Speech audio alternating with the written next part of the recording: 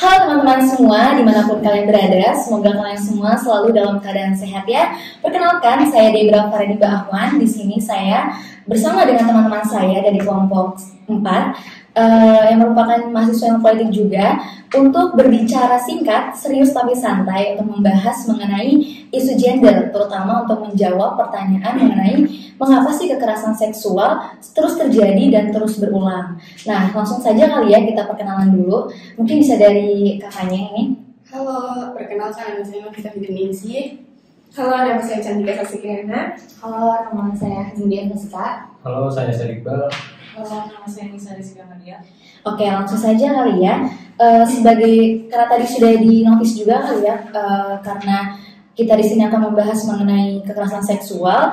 Sebagai pemantik obrolan kita hari ini, saya ingin memberikan contoh negara yang memang dikenal sebagai negara yang terkenal damai dan toleransinya tinggi, tapi justru dilabeli oleh masyarakatnya sendiri dengan negara darurat kekerasan seksual, yaitu negara kita sendiri, negara Indonesia. Nah, menanggapi hal tersebut, bahkan kasus di Indonesia ini sering banget terjadi kalau korban kekerasan seksual itu justru dinikahkan bersama dengan pelaku kekerasan seksual. Ini biasanya terjadi di daerah-daerah pelosok atau di daerah-daerah setempat kalian mungkin sering terjadi ya. Itu untuk mengatasi kekerasan seksual biar kayak nggak ada aib lagi di negaranya, di daerah tersebut. Nah, menanggapi hal tersebut dari teman-teman, kira-kira setuju nggak sih bahwa negara kita itu darurat kekerasan seksual? Mungkin ada tanggapan dari teman-teman? Oke, mungkin saya kali yang mulai ya. Ya boleh. Kalau saya pribadi itu setuju akan hal seperti itu. Karena kalau melihat dari data kekerasan seksual terhadap perempuan pada tahun 2020 hingga 2021 itu meningkat. Yang dimana pada tahun 2020 itu angka kasus kekerasan seksual terhadap perempuan itu mencapai 8.600, sedangkan pada tahun 2021 itu angka mencapai 8.800, di mana mengalami kenaikan. Namun kekerasan seksual itu tidak memandang usia, gitu. Bahkan perempuan disabilitas saja itu bisa mengalami gitu kekerasan seksual. Yang dimana pada tahun 2020 angka kasus kekerasan seksual pada penyandang disabilitas itu mencapai 87 kasus. Sedangkan pada tahun 2021 perempuan penyandang disabilitas itu sekitar angka 89. Jadi juga mengalami kenaikan pada penyandang disabilitas. Jadi emang banyak banget ya. Berarti itu apakah emang pada perempuan aja, perempuan disabilitas, atau memang ada laki-laki juga sering banyak yang kena, atau enggak sih kayak gitu? Setuju sih gue. Laki-laki itu ibaratnya ya kurang nyampe ke permukaan lah gitu kasusnya. Memang banyak penelitian yang menunjukkan atau data bahwa kekerasan seksual itu lebih pada umumnya dialami oleh perempuan, tapi tidak dapat menafikan bahwa laki itu nggak kena juga. Dari data studi kuantitatif barometer kesetaraan gender yang diluncurkan oleh Indonesia Judicial Research Society itu tahun 2020 ada 33% laki-laki yang mengalami kekerasan seksual, khususnya dalam bentuk pelecehan seksual. Terus juga data dari survei Koalisi Ruang Publik Aman yang melibatkan 62.224 responden, 1 dari 10 laki-laki itu pernah mengalami pelecehan di ruang publik. Kayak tahun kemarin itu di kantor KPI itu ada laki-laki yang kena. Oh, tahu itu viral banget itu. Ya. Terus juga sempat tuh 2020 viral yang mungkin nggak terjadi di Indonesia tapi terjadi di Inggris. Nah, pelakunya itu orang Indonesia, Reinhard Sinaga. Itu viral banget. Bukan korban laki-laki yang banyak banget. Betul. Jadi memang ternyata kasus kekerasan seksual ini nggak mandang usia, gender ataupun jenis kelamin itu ya. Bisa perempuan, bahkan orang tua, disabilitas, dan terutama laki-laki juga banyak yang kena ternyata. Nah, kalau tadi kita bahas siapa saja yang kena, nah mungkin dari teman-teman pasti kan banyak menggunakan sosial media. Itu kan sosial media itu makanan kita sehari-hari kali ya. Nah, dari teman-teman itu sebagai pengguna sosial media ini melihat kasus kekerasan seksual, menurut teman-teman apakah lebih efektif pelaporan kasus pelecehan ini dilakukan di sosial media atau melapor secara langsung ke polisi? Karena kalau kita lihat mungkin teman-teman di Instagram, Twitter, Facebook itu banyak banget korban yang spill terkait kasus-kasus yang sering mereka alami. Nah, teman-teman ada tanggapan nggak terkait hal itu? Kalau untuk saya sendiri ya, menurut saya media sosial ini cenderung lebih efektif dibandingkan dengan kita melapor polisi. Sebab yang kita tahu ini pada realitanya apabila kita melapor polisi, prosedurnya itu cukup lama dan memakan waktu yang banyak.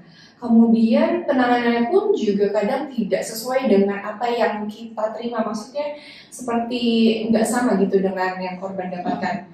Secara garis besar, kebanyakan korban apabila melapor polisi ini dibawa ke ranah untuk berdamai, seperti yang Mbak bilang di awal, kayak lebih untuk dinikahkan atau secara kekeluargaan, selesainya seperti itu. Jadi menurut saya dengan media sosial ini penanganannya itu lebih kalau misalnya media sosial ini jika viral itu kan gampang ya, maksudnya polisi tuh baru cepat untuk menanganinya itu. Nah menurut saya media sosialnya lebih efektif dibandingkan dengan melapor polisi seperti itu. Betul, setuju banget. Sebenarnya tuh dengan media sosial tuh kayak dibantu sama orang-orang yang punya influence sama masyarakat ya, power, kayak misalkan dia korban gitu, dia udah ngelapor polisi, tapi karena emang gak ada respon, gak ada tanggapan, dan prosesnya juga lama, dia minta bantuan orang-orang pengguna sosmed, khususnya mereka yang berfollowers banyak, buat di-up. Jadi berita itu nantinya juga emang sampainya pada pihak-pihak yang di atas. Nah,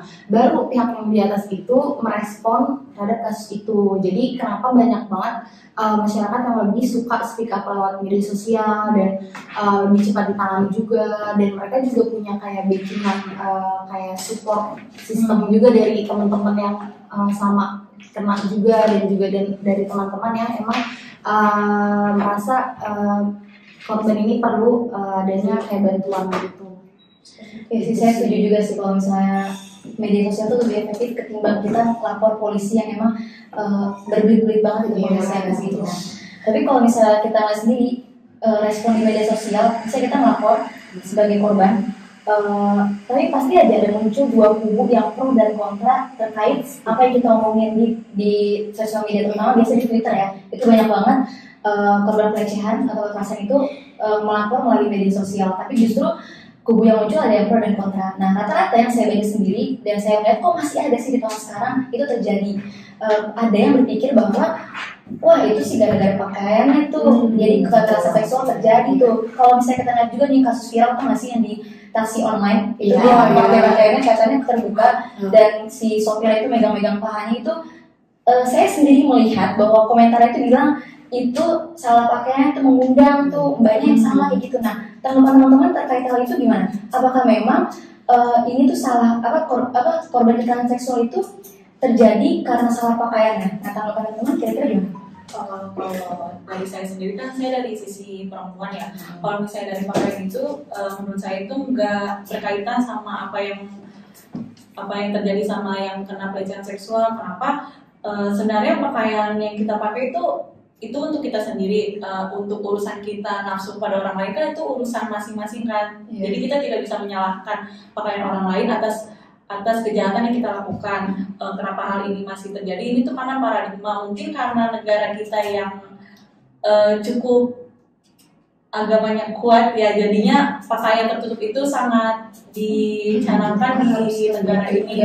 Dimana kalau misalnya pakai pakaian terbuka itu dibilang tidak sopan. Padahal kalau misalnya dilihat dari sejarah Indonesia sendiri, rata-rata pakaian adat kita tuh lumayan terbuka dan itu tidak mengundang lawan jenis kan. Iya, betul. Dan dari survei yang didukung dari Koalisi Ruang Publik Aman pada tahun 2019 juga mayoritas yang menggunakan baju tertutup lebih besar dibandingkan yang memakai pakaian terbuka, di mana rok dan celana panjang itu terdapat 18%, hijab 17%, baju panjang 16%, seragam 14%. Di sini terlihat bahwa kita tidak bisa menyimpulkan apabila pakaian yang terbuka itu disalahkan atas kejahatan yang dilakukan oleh pelaku. Sebenarnya ini juga muncul dari adanya rape culture ya, sama tendensi menyalahkan korban, karena dimana terkadang mereka menganggap bahwa pakaian terbuka itu berarti mereka menggoda secara perilaku juga gitu, padahal kan kita memakai hanya untuk keinginan kita gitu kan. Kalau misalnya ada juga kasus di tempat ngaji Palembang dilakukan oleh guru ngaji, dia melecehkan anak kelas 2 SMP, maka terlihat bahwa sedangkan di tempat yang bisa dikatakan suci dan pakaian yang tidak mungkin terbuka saja masih bisa Iya, ada betul, kesempatan betul. untuk mengundang pelaku melakukan pelecehan seksual. Mungkin itu saja. Mungkin teman saya akan memberikan pandangan dari laki-laki. Iya. Kalau dari pandangan laki-laki sih sama ya, kayak hubungan antara pelecehan seksual sama pakaian itu nggak ada korelasinya. Dari data yang udah disebutkan oleh Ica tuh ya setuju saya, karena banyak pelecehan seksual itu yang menimpa pada pakaian tertutup. Contohnya belakangan ini kan banyak terjadi pelecehan seksual itu di pesantren. Iya, Banyak banget kan. Banyak banget ya. Ya dari situ kayak nunjukin nggak ada hubungannya gitu. Sebenarnya kalau dari cowok ya, menurut gua itu dari pikiran sama niat buruknya aja sih. Mungkin dari para cowok yang melihat pakaian begitu mungkin mikirnya kayak tidak ada asap kalau tidak ada api kan. Menurut gua salah sih pemikirannya. Tidak ada asapnya itu bukan berarti pakaian yang terbukanya, tapi dari pikiran dan niat buruknya itu. Berarti maksudnya pakaian itu nggak salah, tapi emang pikiran dari orangnya aja, oknum-oknum yang kayak gitu tuh yang salah ya. Karena tadi yang dia bilang Ica dari kalau misalnya bahkan orang yang berhijab pun gampang kena. Kalau kalian tahu mungkin yang viral banget itu orang yang pakai bercadar itu juga kena kasus pelecehan di kereta. Itu pun nggak berarti pakaian itu nggak berarti mengundang ya, bahkan yang berhijab pun juga kena. Nah terus kalau bahas-bahas mengenai ini, teman-teman sendiri, baik cewek maupun cowok, apakah pernah memang kalian mengalami atau melihat secara langsung ataupun bahkan mendampingi korban yang kayak gitu? Nah, menurut kalian, kalian sendiri yang mengalami itu merasa seperti apa, dan ketika kalian melihat kayak gitu tuh perasaan kalian seperti apa, dan apa dampak dari yang kalian alami ataupun yang kalian dampingi korban kekerasan seksual itu? Mungkin ada cerita tentang teman-teman? Mungkin saya kali ya. Saya pribadi alhamdulillah belum pernah terjadi kekerasan seksual gitu. Tapi saya pernah melihat hal itu terjadi pada teman saya gitu. Dimana pada saat sekolah menengah atas pada saat dulu, dimana pada saat pelajaran olahraga gitu kan. Padahal teman saya ini berhijab loh, dia menutupin gitu loh, bajunya nggak terbuka. Nah, pada saat teman saya, anak-anak perempuan pada ganti baju, memang kan hormon setiap orang berbeda ya, gitu kan. Kelihatan banget nih anak cowok-cowok ketika teman saya ini memakai baju olahraga kok ketawa-tawa gitu loh. Walaupun emang nggak terlihat dia menyentuh atau apa gitu kan, tapi kan kita sebagai perempuan sadar akan hal itu kan. Nah, iya betul. Lalu teman saya itu jadi kurang percaya diri kalau memakai baju olahraga tersebut, jadi gitu. Nah, dampaknya itu dia kadang suka malas olahraga kan. Padahal itu kan emang pelajaran wajib kan di dalam sekolah tersebut gitu loh. Ya dampaknya itu sih. Jadi lebih ke percaya diri karena dilihatnya kayak gitu, risih kali dia cowok juga ya. Iya, mungkin kalau aku sendiri juga pernah mungkin dalam artian non fisik ya, tapi kayak misalnya mungkin dari teman-teman juga ada yang ngerasain bisa dikirimin pap yang nggak senonoh di antara Instagram, Twitter atau apa itu kan mungkin untuk pertama kali ngeliat pasti tremor kali ya. Iya, dari orang yang tidak dikenal itu shock banget ya untuk pertama kali, apalagi kita nggak terbiasa kayak gitu, jadi pas ngeliat tuh kaget banget, shock, merinding gitu kan. Nah itu juga termasuk dalam pelecehan seksual yang emang bersifat non fisik kayak gitu ya. Nah aku juga pernah mendampingi korban kayak gitu, bahkan saat ini aku juga mendampingi korban kekerasan seksual yang apalagi korban memang jadi lebih takut, tidak percaya diri dan cenderung tertutup untuk bahkan untuk mengadu pun ke pihak kampusnya dia juga takut, gak bisa untuk memberanikan diri dia butuh waktu lebih dari setahun. Nah mungkin dampak-dampaknya kayak gitu kali ya yang muncul dari kekerasan seksual itu sendiri. Dari teman-teman mungkin ada lagi menanggapi ini? Saya juga pernah sih teman SMP saya, jadi dia tuh karena sebenarnya pelecehan seksualnya bukan yang benar-benar disentuh, tapi tuh dia diikutin gitu sampai rumah, terus diteror lewat sosial medianya karena dia merasa terundang dengan pakaian yang dipakai oleh teman saya. Nah dari situ saya cuma membantu dari menyebarkan di media sosial atas persetujuan teman saya, dan dampak yang didapatkan oleh teman saya, dia beberapa minggu atau bulan dia nggak berani keluar rumah karena takut ada orang itu lagi. Dan itu juga sebenarnya ada dampak ke saya juga, jadinya kalau misalnya mau keluar tuh jadi was-was, takut gitu buat pakai pakaian yang saya mau gitu loh, gitu aja sih. Jadi dampaknya itu banyak banget ya, takut, tremor, udah malas keluar, nggak pede, itu juga termasuk dari dampak. Karena fisik juga. Iya, iya betul banget, mentalnya jadi lebih kena untuk korban kekerasan seksual. Nah, jadi kesimpulan dari kita omongin, dari teman-teman kira-kira ada nggak sih solusi untuk mengatasi kekerasan seksual ini biar Indonesia itu udah nggak darurat lagi kekerasan seksual? Ada kan? Ada teman-teman tanggapannya? Dari gue dulu kali ya, kan RUU TPKS kemarin udah disahkan, ya. Alhamdulillah ya. Cuma kalau menurut dari LBH Jakarta itu UU TPKS ini kurang tegas dalam mengatur jaringan tindak pidana supaya nggak berulang lagi. Terus juga menurut saya UU TPKS ini kayak kurang mengayomi dan melindungi korban pelecehan seksual.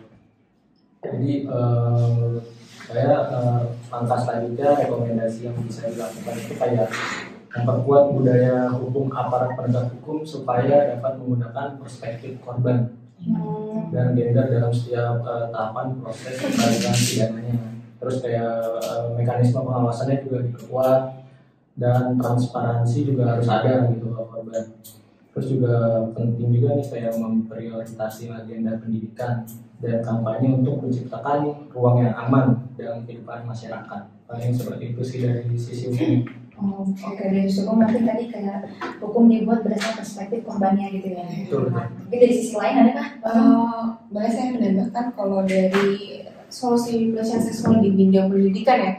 Yang pertama itu ada penguatan pendidikan karakter ya yang harus ada di lingkungan sivitas akademik atau sebagai pengenalan sex education. Terus yang kedua itu guru dan dosen ini harus menjadi contoh yang baik untuk mahasiswa maupun muridnya, di mana kita harus mencontohkan hal-hal yang terpuji, hal-hal yang baik dan justru lebih menghargai perbedaan gender kayak gitu.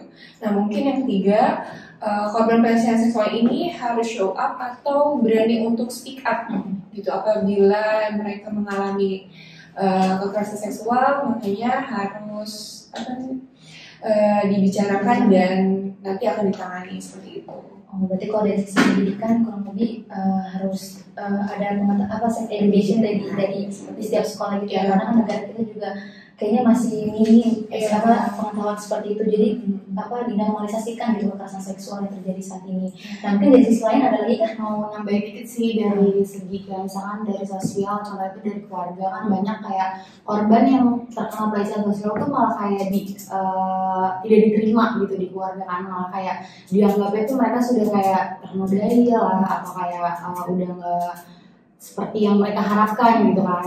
Mungkin lebih baik ya karena kan korban seksual juga kan bukan kemauan mereka kan untuk dilecehkan seperti itu. Jadi mendingnya tuh kayak untuk dibimbing, terus kayak di pendekatan, apalagi kan keluarga tuh berperan penting sama korban itu sendiri. Jadi baiknya tuh keluarga yang paling utama adalah mengembalikan mental korban itu sendiri. Nah untuk kalau dari lingkungan banyak korban kekerasan itu yang dikucilkan di lingkungannya, mulai dari kayak RT RW-nya atau dari tetangga sekitar dan diomongin juga kan. Jadi mendingnya tuh kayak kalau misalkan di masyarakat mungkin disediakan wadah kali ya untuk korban-korban ini supaya punya tempat yang aman dan mereka tuh nggak ngerasa kayak mereka tuh dimusuhin oleh masyarakat sekitar gitu. Jadi lebih baik ada sih kayak lembaga atau kayak sebuah wadah yang emang fokus untuk dia membantu memulihkan. Berarti emang lingkungan keluarga sama teman tuh paling penting ya, biar korban itu nggak ngedown untuk ngadu ataupun takut juga buat ngadu, itu penting banget berarti keluarga sama teman itu ya. Oke teman-teman, karena tadi kita sudah membahas mengenai apa sih kekerasan seksual itu apa, kasus-kasus di Indonesia bagaimana, dan efektifnya itu melalui apa nantinya, dan juga solusi-solusinya. Aku mengucapkan terima kasih banyak buat teman-teman karena mau meluangkan waktunya untuk berbicara singkat tapi santai versi kita pada hari ini. Baik, gak terasa teman-teman, kita sudah sampai di penghujung acara. Terima kasih untuk teman-teman di rumah yang sudah mengikuti kita dari awal hingga akhir. Semoga apa yang tadi kita bicarakan mudah dipahami dan semoga apa yang kita bicarakan tadi dapat menambah wawasan teman-teman di rumah. Untuk itu, saya Debda Faradi Bahwan mewakili teman-teman semua mengucapkan terima kasih dan mohon maaf apabila terdapat perkataan yang salah ataupun kurang mengenakan di hati teman-teman. Untuk itu, saya akhiri. Sekian dan sampai jumpa.